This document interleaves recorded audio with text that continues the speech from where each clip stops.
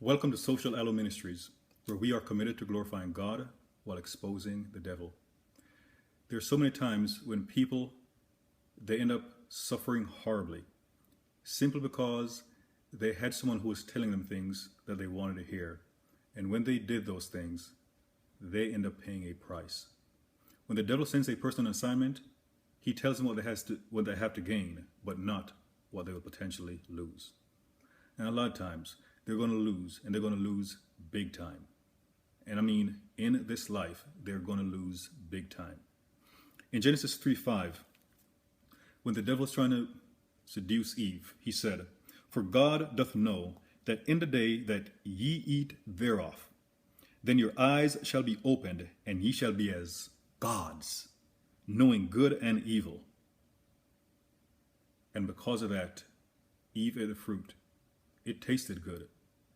She gave it to her husband, and then they fell. And we are paying the price, even as of today. Because initially, it just sounded so great, because they took bad advice. A lot of times you may think that you're justified in your actions because you have people supporting you, and they may seem like good people, even godly people, but it doesn't mean they're giving you godly advice. And one of the ways where people took action, and actually let me back up. Also another thing, we see in Genesis 29, Jacob had made an agreement with Laban to work for 7 years in order to marry his daughter Rachel. But at the end of that period, when Jacob went to Laban to ask for Rachel so they could get married, Laban deceived Jacob into marrying Leah.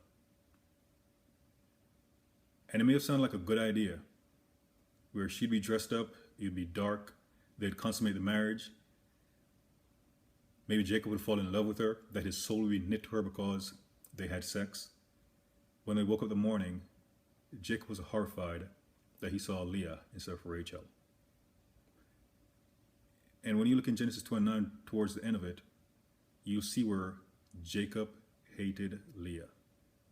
So it may have sounded good to Leah, it may have sounded good to those around her for her to get married to Jacob, but as a result of that deception, she ended up in a marriage with a man who hated her. It's not that he didn't love her, he actually hated her. And another great example of how when the devil sends people out on assignments, they just don't know how costly it's going to be. In 1 Corinthians 2, verse 8, it states, "Which none of the princes of this world knew, for had they known it, they would not have crucified the Lord of glory." If they had known the significance of crucifying Christ, they would have left him alone. In some cases, the enemy is persecuting you.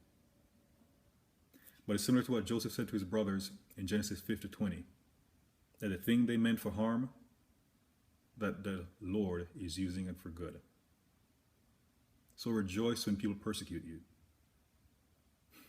Rejoice when people persecute you, because the Lord will use it for your good and his glory. And if you're the one who the enemy is seducing, please be sober. Be alert. And as is written, the devil is like a roaring lion,